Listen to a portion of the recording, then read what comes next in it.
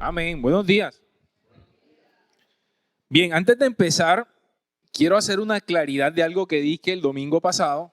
Y yo sé que eso, porque estábamos almorzando el domingo cuando ya llegamos a casa, y mi yerno, que estaba aquí el domingo pasado, me dijo, es que hoy aprendimos que Dios no ama al pecador.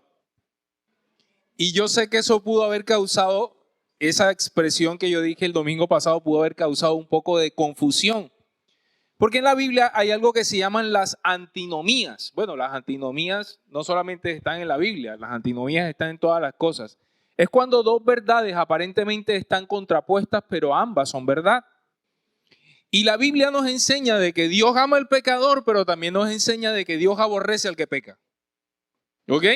Y quiero sustentarlo bíblicamente para traer claridad, y voy a tomarme estos minutos para traer claridad a eso que yo dije el domingo pasado y en el contexto en que lo dije, para que eso quede claro. La palabra en Romanos capítulo 5, versículo. Mas Dios muestra su amor para con nosotros en que siendo aún pecadores, Cristo murió por nosotros. Amén. Juan 3:16 también dice, porque tanto amó Dios al mundo, que entregó a su único Hijo para que todo aquel que en él cree no se pierda, mas tenga vida eterna. Tú y yo somos pecadores, porque el pecado mora aún en nosotros, pero el Señor Jesucristo en la cruz del Calvario nos libró del pecado. Es decir, Él venció al dueño del pecado, que es el enemigo, que es Satanás, y ahora nosotros somos sus hijos, y ahora para nosotros es o surge de manera diferente. Entonces quiero, digamos, hacer como algunas aclaraciones aquí. Nosotros que hemos sido justificados y hechos aceptos delante de Dios por la obra de Jesucristo en la cruz del Calvario. Luego entonces tu vida y la mía ahora delante de Dios es diferente. Porque ahora nosotros fuimos justificados por Él y de hecho la palabra dice que somos sus santos. La palabra santo y aplicada es apartados para Dios. Entonces ya nosotros no somos tasados como cuando teníamos nuestra vida antes de Cristo. Porque nuestra vida antes de Cristo realmente estaba en desobediencia y desagradaba a Dios. Amén. Ahora, Dios aborrece al que peca, como dicen los abogados, con dolo y alevosía. Es decir, cuando tú intencionalmente pecas y lo haces por deporte, a Dios no le agrada. Salmo capítulo 5, voy a dar algunos versículos rápidamente para sustentar eso. Salmo capítulo 5, versículos 4 y 6 dice, oh Dios, la maldad no te agrada, no puedes tolerar los pecados de los malvados. Por lo tanto, los orgullosos no pueden estar en tu presencia porque aborreces a todo el que hace lo malo. Destruirás a los que dicen mentiras, el Señor detesta a los asesinos y a los engañadores.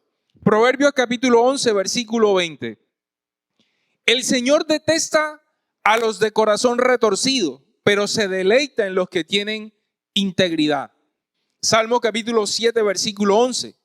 Dios es un juez honrado. Todos los días se enoja con los malvados. Si Dios, que es un juez honrado y justo, no podemos esperar que Él ame la injusticia, ¿ok? Juan capítulo 3, versículo 36. En el contexto de Juan 3, 16, porque tanto amó Dios al mundo, dice en el versículo 36, los que creen en el Hijo de Dios tienen vida eterna. Los que no obedecen al Hijo nunca tendrán vida eterna, sino que permanecen bajo la ira del juicio de Dios. Sobre nosotros que había o estaba, mejor dicho, determinada la ira de Dios, pero Jesús como intermediador nos hizo aceptos delante del Padre y precisamente nos libra de eso. Gálatas capítulo 5, después que el apóstol Pablo hace la descripción de toda la lista de pecados, dice lo siguiente, versículo 21, Gálatas 5, versículo 21. Aquí estoy leyendo en la Reina Valera, dice, en la lista sigue, envidias, homicidios, borracheras, orgías, cosas semejantes a estas, acerca de las cuales os amonesto, como ya os he dicho antes. Y ahí lo último que dice esa frase, ¿qué dice ahí? Que los que ¿qué? Que los que practican tales cosas no heredarán el reino de los cielos. Entonces, para resumir este comentario, Dios no es que ama al pecador, sino que nos ama a pesar de nuestro pecado. ¿Sí me hago entender? Porque si Dios amara al pecador, es como que Dios ama al que está asesinando y lo está haciendo con dolo y alevosía. ¿Me hago entender? A ese Dios realmente lo aborrece. Pero nosotros todos éramos pecadores y Dios nos justificó en la cruz del Calvario y lo hizo porque nosotros no teníamos la capacidad de justificarnos por nosotros mismos.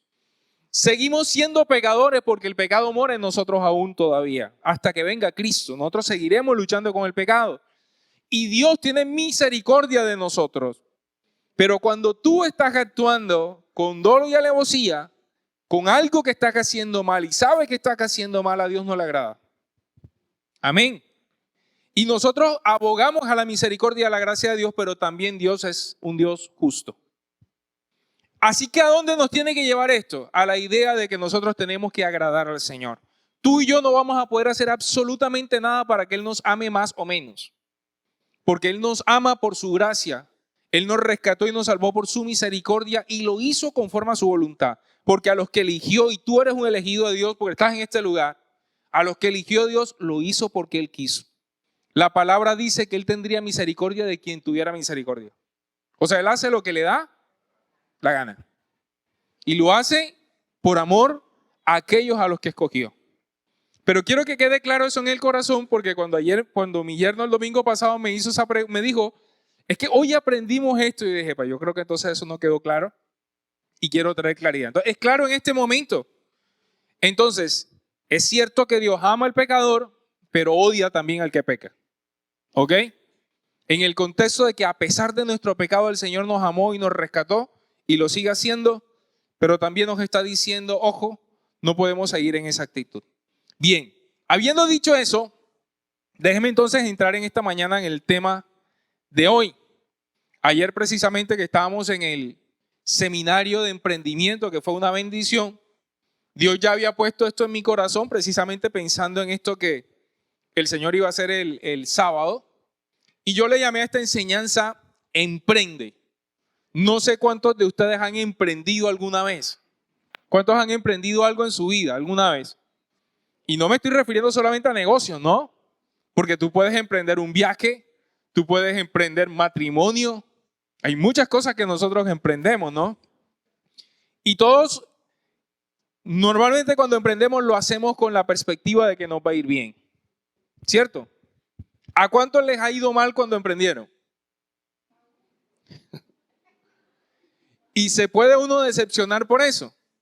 Y termina muchas veces siendo la razón por la cual dejamos de emprender. Pero realmente, cuando vemos en la Biblia, porque la idea del emprendimiento realmente es de Dios, y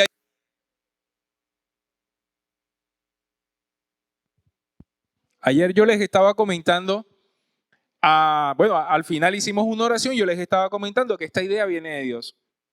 Y que el Señor le dice esto a Josué. Josué capítulo 1, y es el texto donde vamos a estar, ustedes conocen ese texto.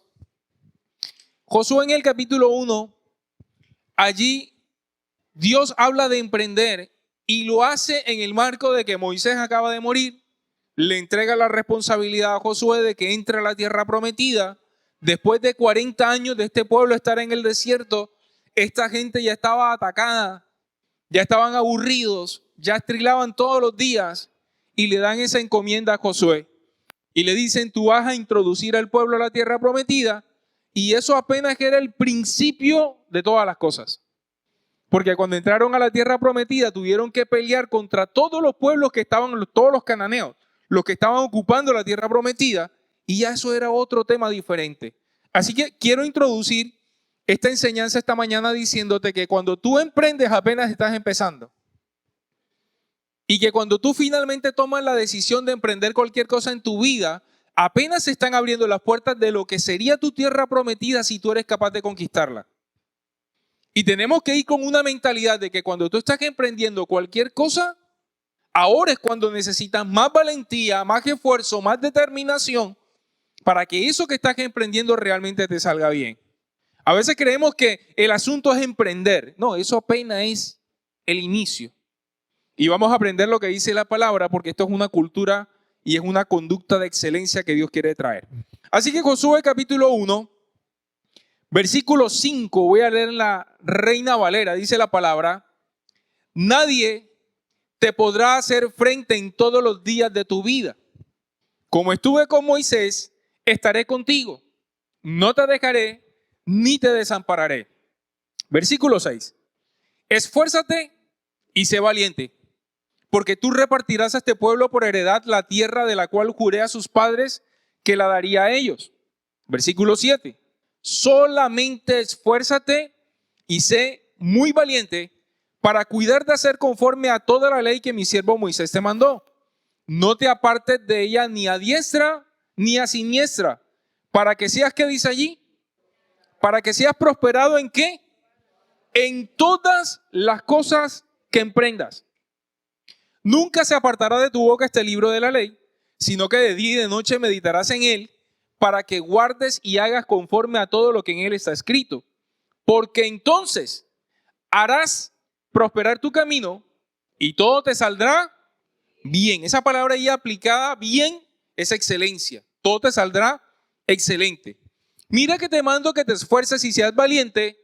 No temas ni desmayes, porque Jehová tu Dios estará contigo en donde quiera que vayas.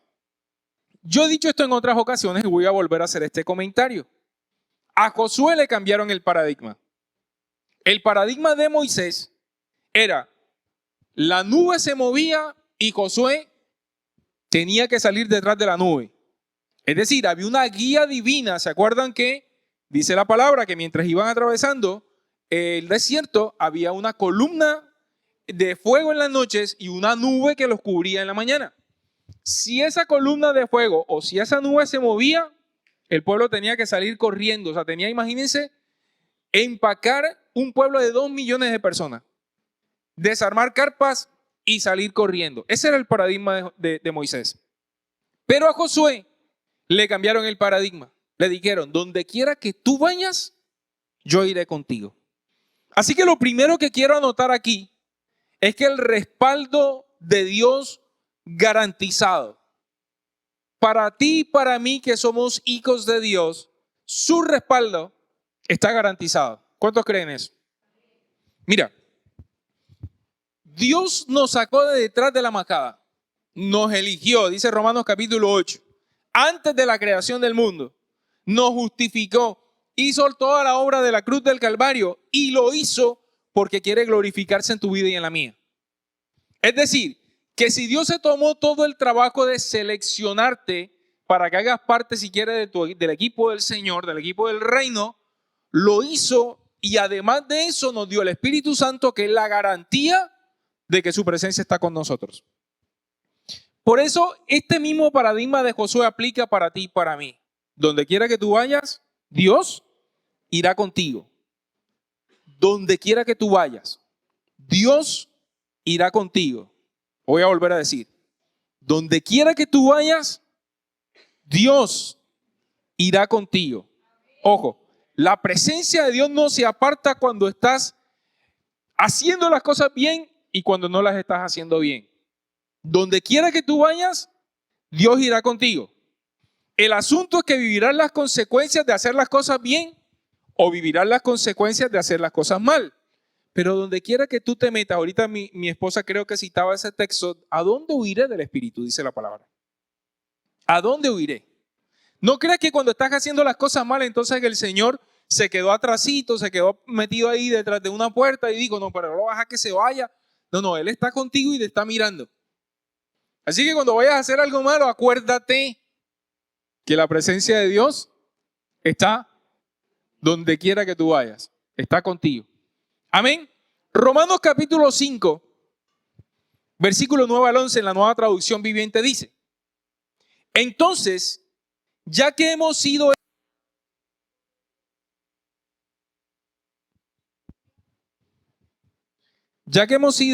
hechos justos a los ojos de Dios por la sangre de Cristo, con toda seguridad Él nos salvará de la condenación de Dios. Pues como nuestra amistad con Dios quedó restablecida por la muerte de su Hijo cuando éramos sus enemigos, con toda seguridad seremos salvos por la vida de su Hijo. Versículo 11. Así que ahora podemos alegrarnos por nuestra nueva y maravillosa relación con Dios, gracias a que nuestro Señor Jesucristo Nos hizo, ¿qué dice allí? Amigos de Dios. ¿Sabías eso? Dios nos hizo amigos.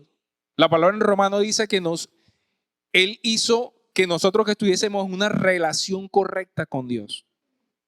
Y nos hizo sus amigos. Y esta es la garantía de que Él va a estar con nosotros. No hay mayor amor, dice la palabra, que el del amigo que da la vida por su amigo.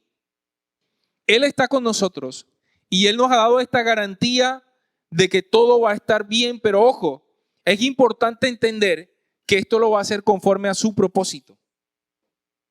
La garantía de que todo lo que emprendamos en Él va a estar conectado directamente al propósito que Él tiene con nosotros. Pero quiero decirte que si tú en ese tiempo estás pensando en emprender en Dios, estás pensando en emprender en Dios, cualquier cosa, lo primero que tienes que tener en cuenta es que la garantía de que su presencia está contigo está allí. Tienes garantizada su presencia. No sé cuántos se alegran por eso. Él es tu amigo. ¿Y cuántos se alegran por lo que pasa con sus amigos? ¿Cuántos se alegran cuando un amigo prospera y cuando un amigo le está yendo bien en lo que sea que haga? Eso es lo que hace Dios con nosotros. Esa es su garantía y eso es lo primero que nos dice el texto. Número 2. En el versículo 6 introduce entonces la actitud con la que quiere Dios que nosotros verdaderamente emprendamos todas las cosas. Y le dice a Josué, estoy en Josué capítulo 1, le dice, esfuérzate y sé valiente. Eso como la condición para cumplir el propósito que Él nos da. Esforzarse y ser valiente es la condición para cumplir el propósito que Él nos da. Porque la palabra dice allí, esfuérzate y sé valiente, ¿para qué? ¿Qué dice? Alguien que lo lea en voz alta.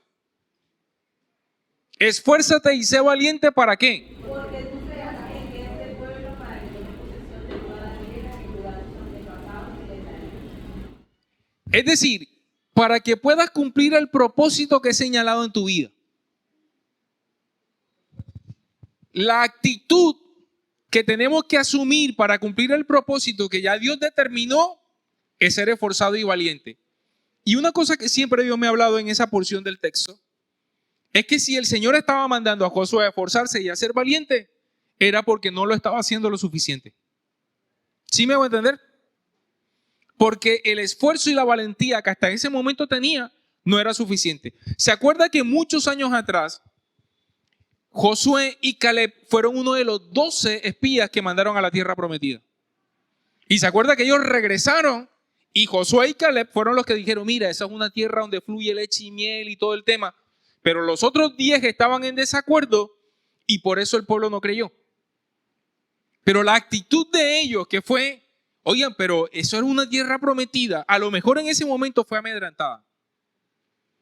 Porque muchas veces cuando tú estás en medio de gente que está diciendo cosas negativas y tú eres el único que está diciendo algo positivo, muchas veces te quedas callado. Y dices, bueno, sí. Y nos pasa, cuando están hablando mal de alguien y todo el mundo está hablando mal de esa persona y están rajando de esa persona y tú estás pensando, oye, pero no es tan malo. Y nos quedamos callados. Así que ahora lo que le estaba diciendo Dios es que te voy a entregar un pueblo de 2 millones de personas que habla mal todo el tiempo, que están estrilando todo el tiempo. Necesita ser esforzado y valiente. Y lo más teso de todo es que si ustedes leen la Biblia y cuando a él le entregan la responsabilidad, el Señor le dice, mira, este pueblo dentro de poco tiempo se va a apartar de Dios. Así que casi que le estaban entregando una empresa que estaba destinada a fracasar. Yo no sé a cuánto les gustaría eso. Pero él necesitaba mucho esfuerzo y valentía porque al final de su vida, dice la palabra, que él se para delante de toda la gente en el famoso discurso de Josué capítulo 42 y le dice a todo el mundo, le dice, yo no sé ustedes si van a seguir al Dios verdadero sí o no, pero yo y mi casa serviremos al Señor. Fue tan valiente y tan esforzado que entendió esto que el Dios le estaba diciendo en ese momento. Si vas a emprender cualquier cosa, necesitas aprender a esforzarte más. lo que hasta ahora estás haciendo no es suficiente. Romanos capítulo 11, versículo 8 dice lo siguiente. Como dicen las Escrituras, Dios los hizo caer en un sueño profundo. Hasta el día de hoy les ha cerrado los ojos para que no vean y les ha tapado los oídos para que no oigan. Eso es lo que se llama el espíritu de estupor. En la versión Reina Valera dice que Dios ha puesto un espíritu de estupor, y el contexto en el que está hablando Pablo es que al pueblo de Israel, a los que no creyeron, el Señor les cerró los ojos y les cerró los oídos. Porque Dios te da una promesa y te da un propósito. ¿Qué tienes que hacer con eso? Lo primero que tienes que hacer, ¿qué es? Creer. Porque si tú no crees, le estás diciendo a Dios, no confío en ti. Así que si Dios te ha dicho, mira, te va a ir bien en tu matrimonio, te va a ir bien en la empresa esta que estás emprendiendo, te va a ir bien en tu ministerio, créelo. Porque Dios no miente ni se arrepiente. Y cuando no lo creemos, lo que muchas veces pasa es que viene este espíritu de estupor puesto por el mismo Dios para que tus ojos y tus oídos se cierren. ¿Y sabes qué viene a partir de allí? El famoso concepto de la procrastinación. Empezamos a procrastinar. Mañana.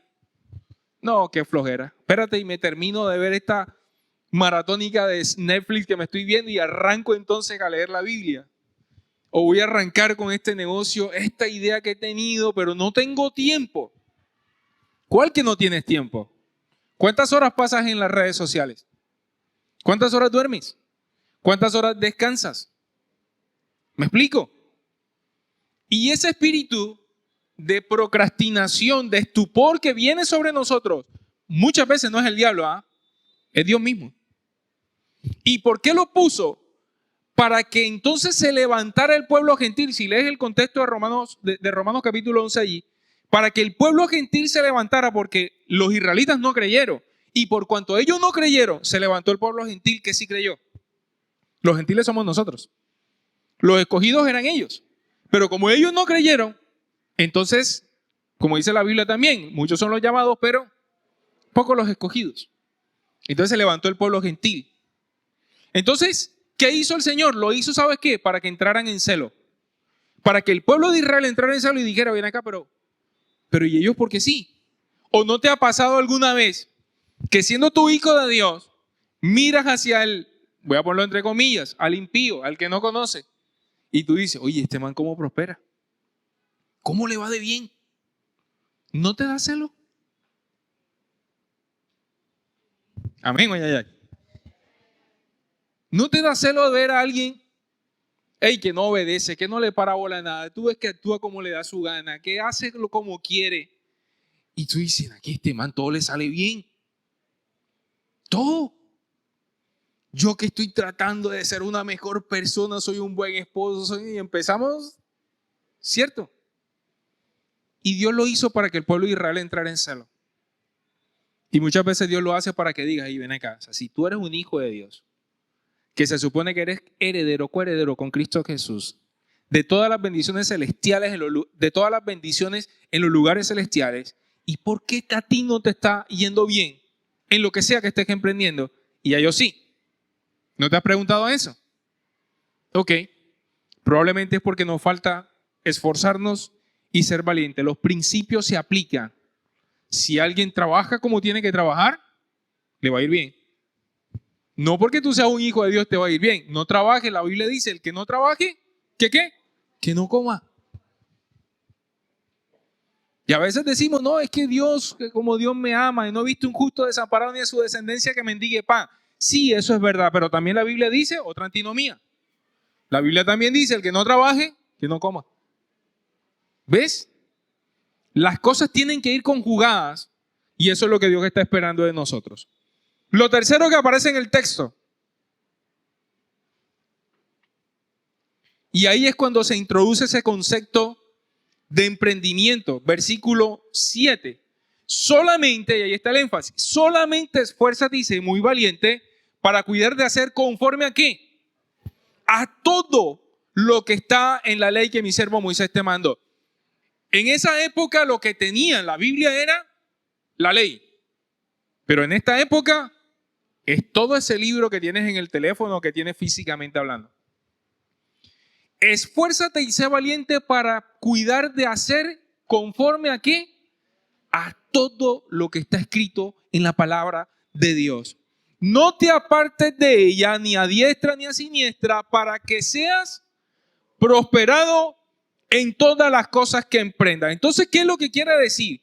Que serás prosperado en todas las cosas que emprenda cuando realmente esta clave que nos está dando el texto, nosotros no nos apartemos ni a diestra ni a siniestra y cuidemos de hacer todo lo que está escrito en ese libro de la ley. Amén. O sea, que no es tampoco de que, hey, no, va, tranquilo, dale. No, hey, guarda de hacer todo lo que está aquí. Y se necesita esfuerzo y valentía para eso. Porque si hay algo para lo que se necesita estar esforzado y valiente, es para hacer lo que dice Dios. ¿Cuántas veces a nosotros no nos parece lo que Dios dice? ¿Cuántas veces te ha entrado en reversa que la Biblia dice que tienes que amar a tu enemigo? ¿Eso cuántas veces te ha entrado en reversa? O que tienes que poner la otra mejilla. ¿Ves? Entonces se necesita esfuerzo y valentía para hacer eso. Para que verdaderamente nosotros no nos apartemos ni a diestra ni a siniestra. Y déjame ponerlo de esta manera. Salmo 119, versículo 105. Salmo 119, versículo 105.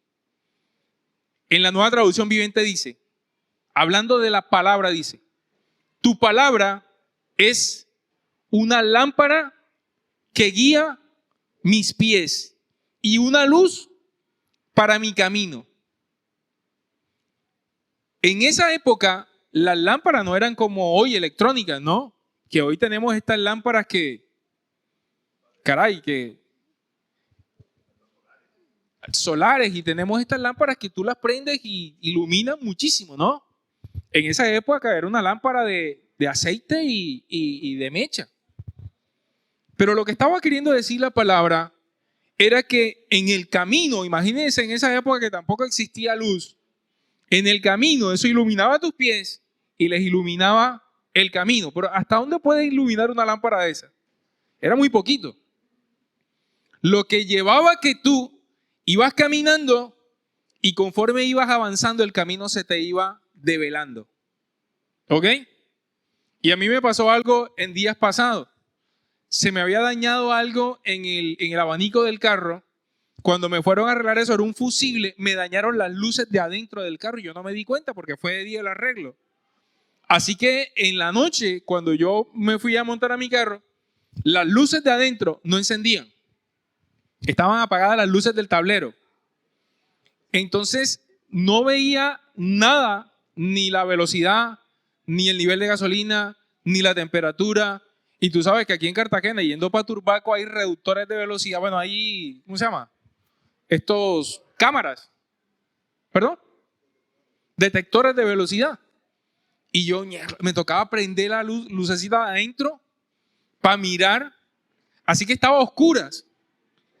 Y las luces de mi carro ya es un carro viejito, tiene 12 años. No son estas luces blancas LED, no. Las luces de mi carro son las amarillas. Esas naranjas, esas ni amarillas, son como naranjas.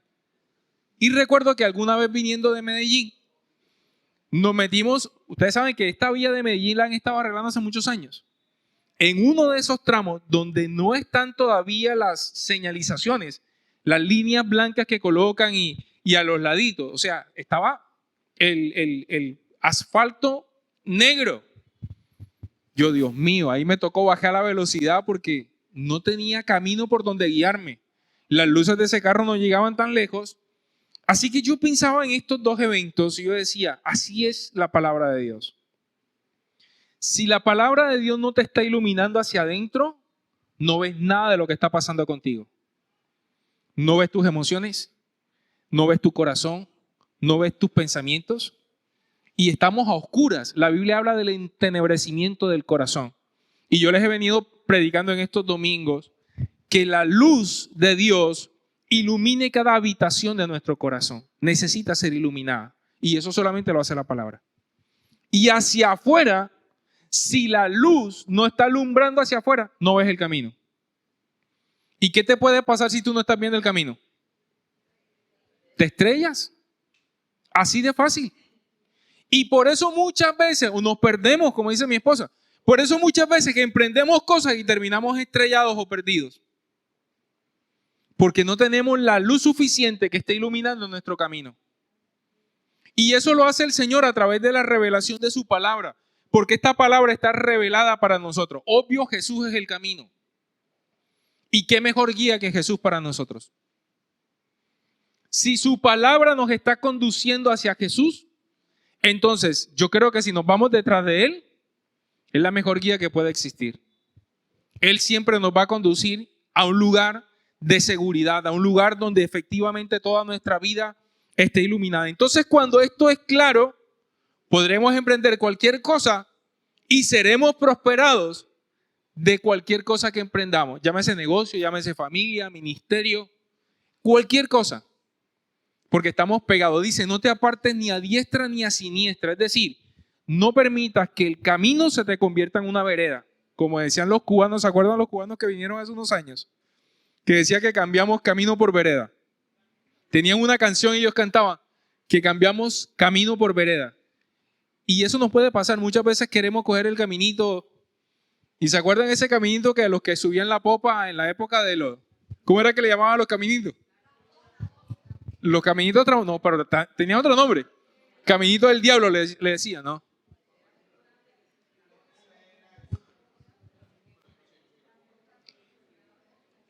Y saben que eso es lo que nos termina pasando. Cambiamos camino, Jesús, por vereda. Eso es lo que terminamos haciendo, precisamente porque terminamos extraviados. Número 4. El texto sigue diciendo, versículo 8, Josué capítulo 1, versículo 8. Hay un énfasis acá. Está hablando ahora de la palabra.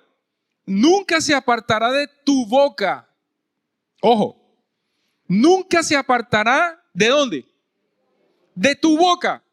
¿Qué es lo que está sugiriendo el autor acá? Que en vez de hablar babosadas, ¿se acuerda que en estos días en los materiales de Casa de Pan estábamos diciendo, hey, no te quejes? ¿Y qué más? Y no discutas. No te quejes y no discutas. No sé cuántos pasaron ese examen de esa semana. No sé cuántos lo pasaron. Porque lo coloqué ahí en el material como un reto para la semana. Una semanita sin quejarte y sin discutir con nadie. No sé cuántos lo pasaron. Pero yo soy de los que me monto en el carro y empiezo a trilar enseguida. Y yo decía, Señor, ayúdame. ¿Sí? Y está diciendo acá el texto, nunca se apartará de tu boca este libro de la ley, sino que de día y de noche meditarás en él, para que guardes y hagas conforme a todo lo que en él está escrito, porque entonces harás prosperar tu camino y todo, ¿cuánto? Todo te saldrá bien.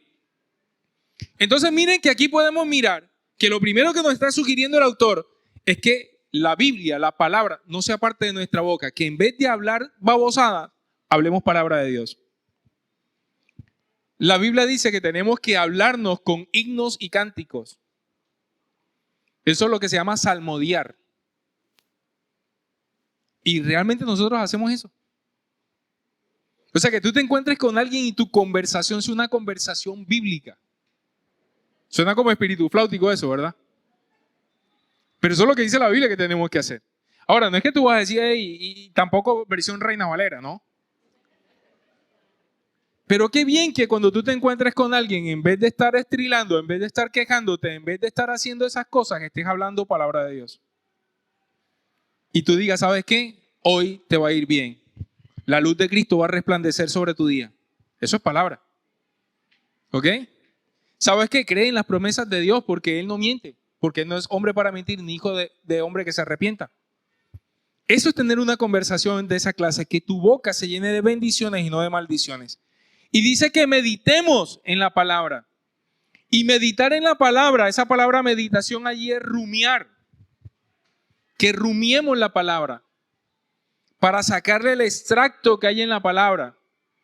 Y ojo, hay personas que incluso en la Biblia Mi Biblia física está así, está subrayada con marcador, con resaltador. ¿Cuántos tienen eso así?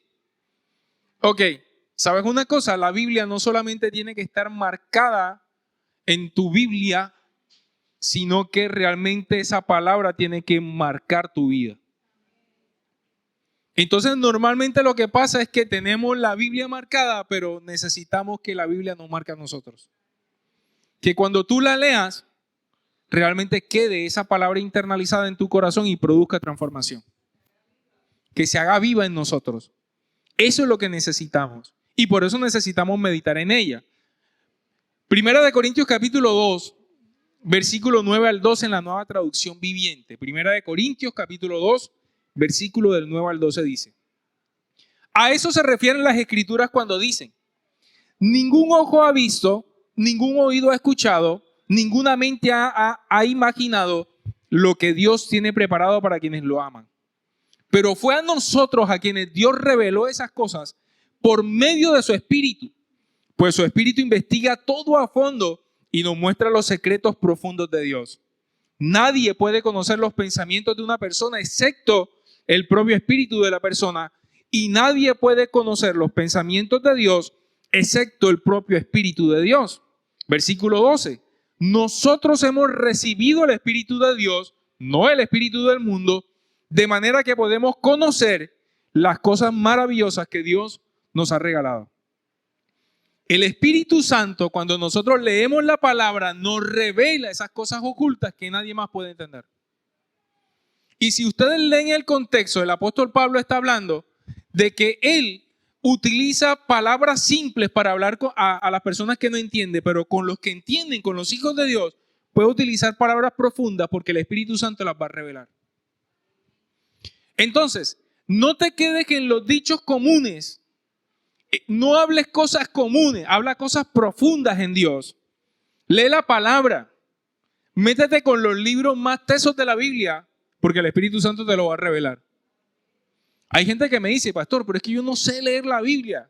Léela, porque la Biblia se interpreta a sí mismo. ¿Me explico? Cuando tú estás leyendo la palabra, lee el texto, vuélvelo a leer, reléelo hasta que se te revela el corazón. Y te vas a empezar a dar cuenta que el Espíritu Santo empieza a revelar cosas ocultas que tú no conocías.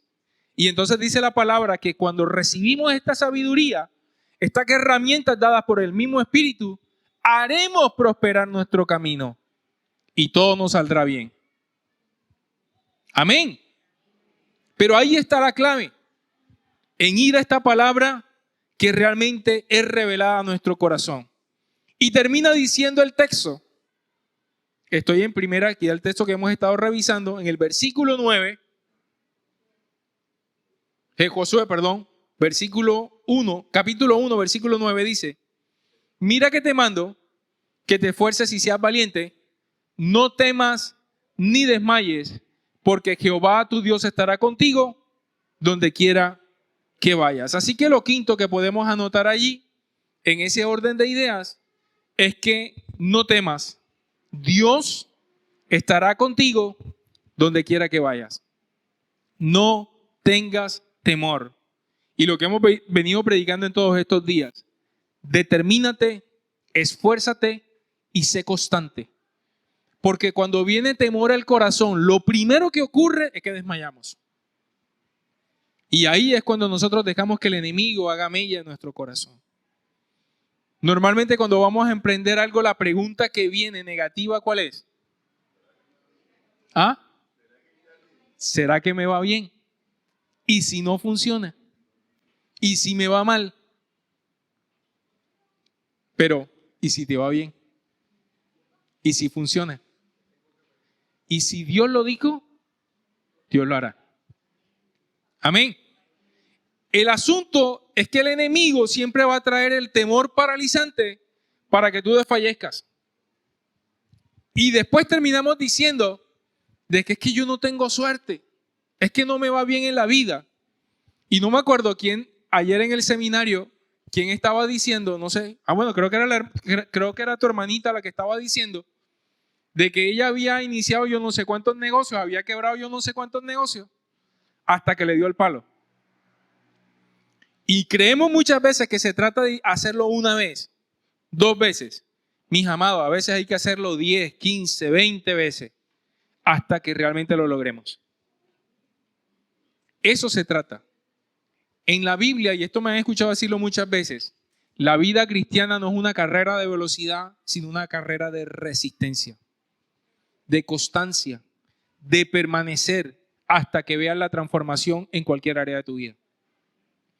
Pero tienes que esforzarte, tienes que ser valiente, tienes que ser constante, tienes que determinarte en tu corazón, tienes que permanecer hasta que algo ocurra, porque si Dios lo dijo, Dios lo hará. Lo que pasa, lo que les decía el domingo pasado, muchas veces lo que ocurre es que no estamos listos y por eso Dios no lo da. Y no es que Dios esté reteniendo cosas por hacerte la maldad, sino porque no estás listo para recibirlas. Y cuando estás listo, Dios no tiene ningún problema en soltarlas. Y por eso, para cada cosa hay un tiempo. El libro de Eclesiastés dice que hay 28 temporadas.